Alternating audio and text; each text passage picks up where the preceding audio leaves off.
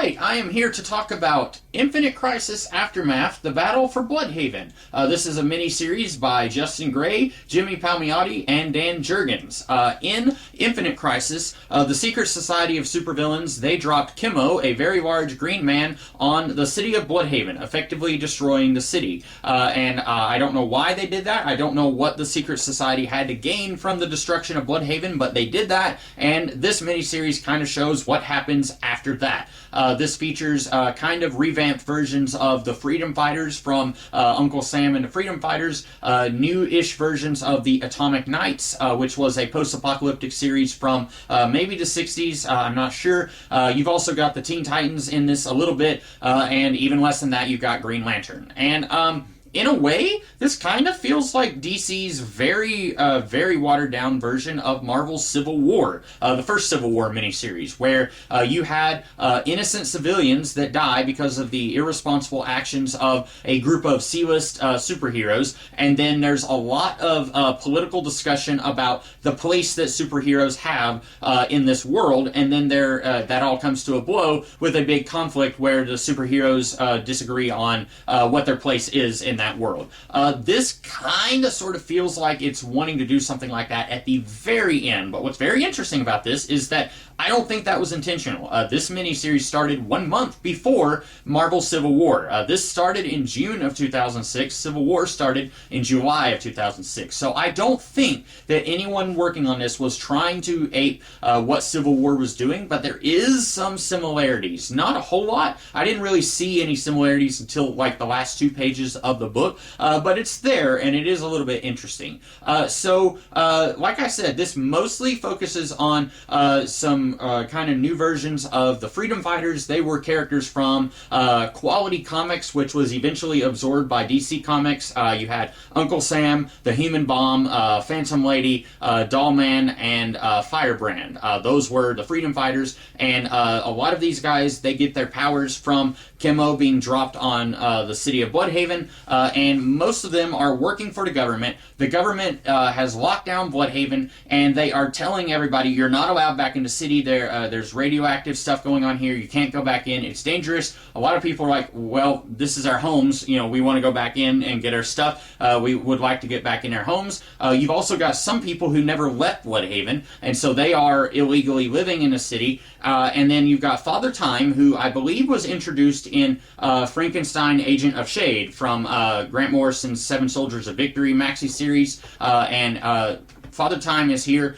He is basically a supervillain. Like at one point, he tells his new the Freedom Fighters team, if you see anyone in the city, you need to kill them. They are enemy combatants, and we are at war. And like these are people who just want to live in their homes. And it turns out the U.S. government wants to create their own army of superhumans to work for them. I think that maybe Phantom Lady. It's mentioned that she is the daughter of a senator, and then at one point, Firebrand, who is this like completely insane guy who believes in conspiracy theories and everything, and a lot of these theories end up being correct, but he is getting visions from a voice in his head, and the voice, I'll go ahead and tell you, it's Uncle Sam, and the voice says, this is what the future looks like.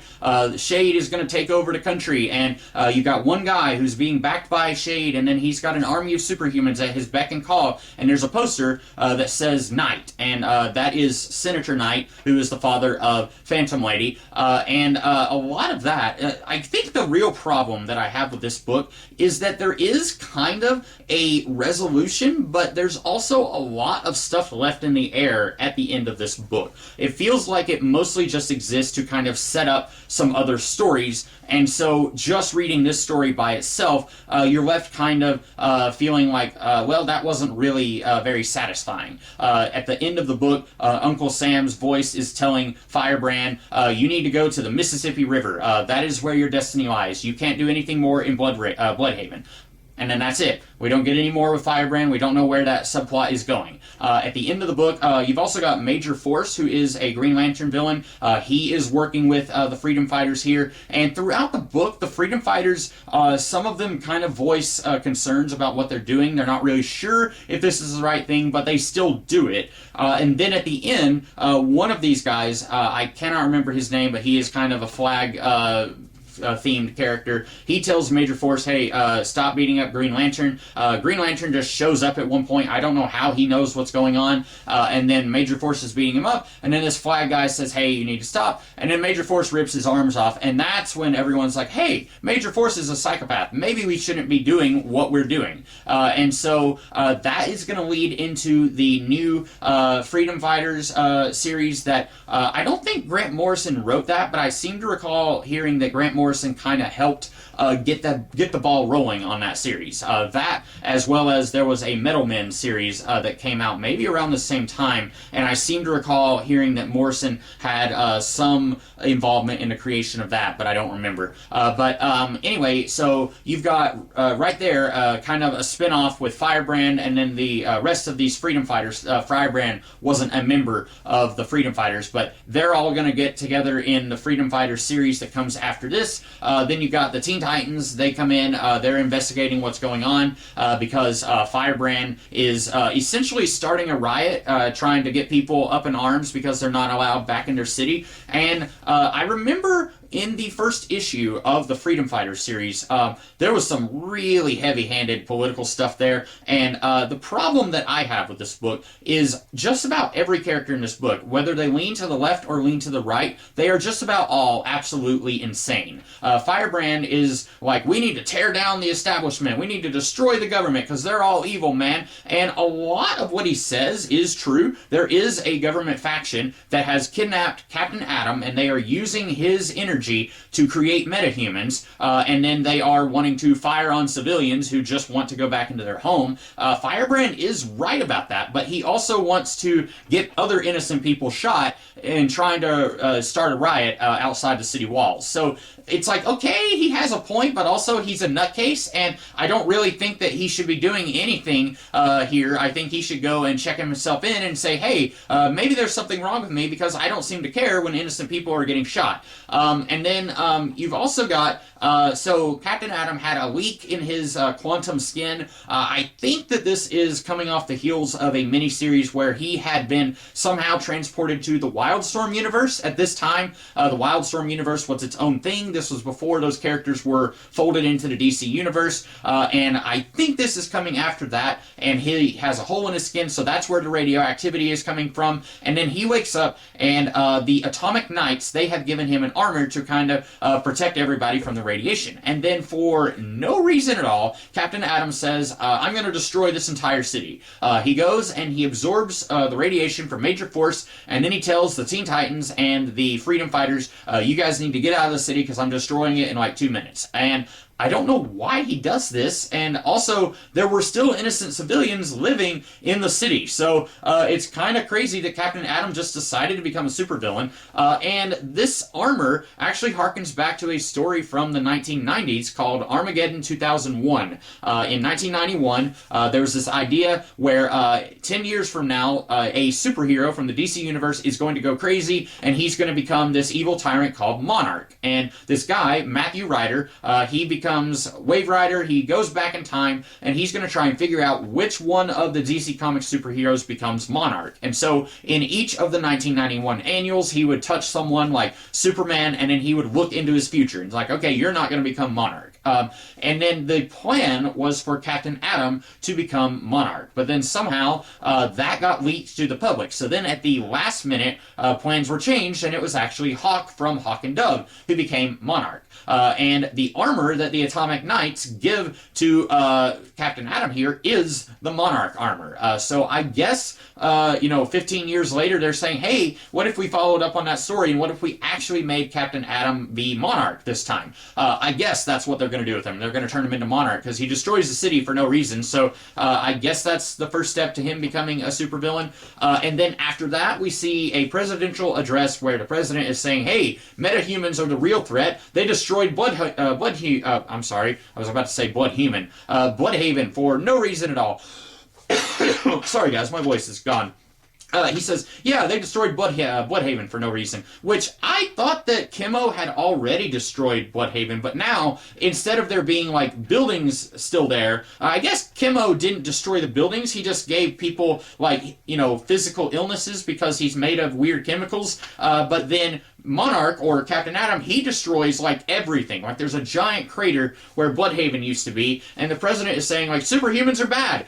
We need to pass legislation about superhumans. And that is where I was thinking, oh, this is kind of like Marvel's Civil War, maybe. And maybe we're going to get, like, a big thing about these characters, like, are divided. Like, maybe some of the more law-abiding superheroes are going to be like, yeah, we need to work closer with the government so that this doesn't happen again. And then some of the others would go on the run and become outlaws, kind of like Civil War, except that nothing ever happened with this. This subplot of a city was destroyed by a superhuman, a former member of the Justice League, and we're just gonna sweep that under the rug and pretend like it didn't happen. That is really insane to me. I would feel like this plot would need to be picked up. This would need to be a huge DC Comics event. And I know this was like 3 seconds after Infinite Crisis, so we just had a big DC Comics event, but this is big, and I feel like this should have had more ramifications than what it did, which was basically nothing.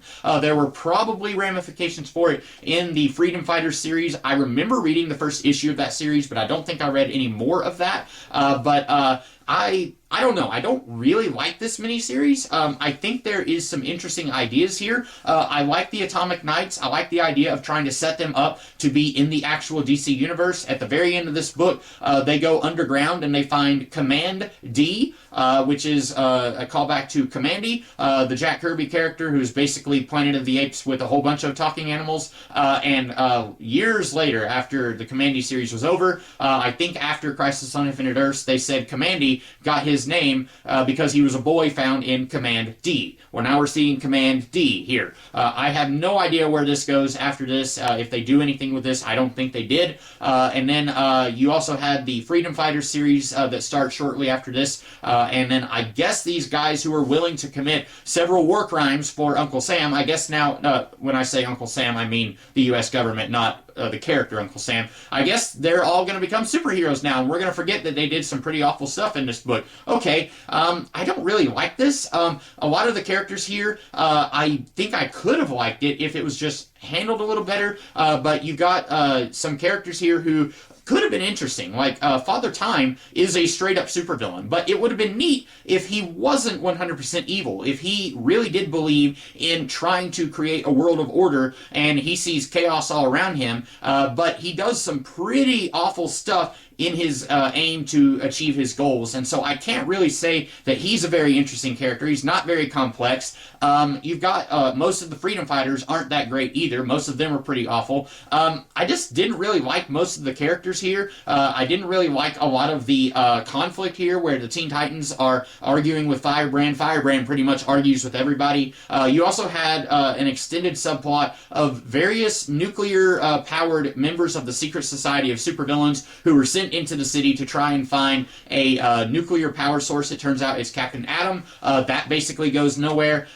There's just a whole lot going on here, and I can't really say that I enjoyed any of it. But I think if you kind of shuffled some of this around, maybe tighten the focus a little bit more, get rid of the Teen Titans and Green Lantern, and just focus on all these other C-list characters, I think maybe it could have been a little bit better than what it was. And it's a shame that I'm saying that, because this creative team, I've liked stuff from all of them before. Dan Jurgens, Justin Gray, and Jimmy Palmiotti have all done some really good stuff in the past. So I hate to say it, but this one is just kind of a dud. So that is my thoughts on the Infinite Crisis Aftermath, the Battle for Blüdhaven. Hope you guys like this one, and I will see you guys in the future with something else. In the meantime, have a great rest of your day. Catch you later.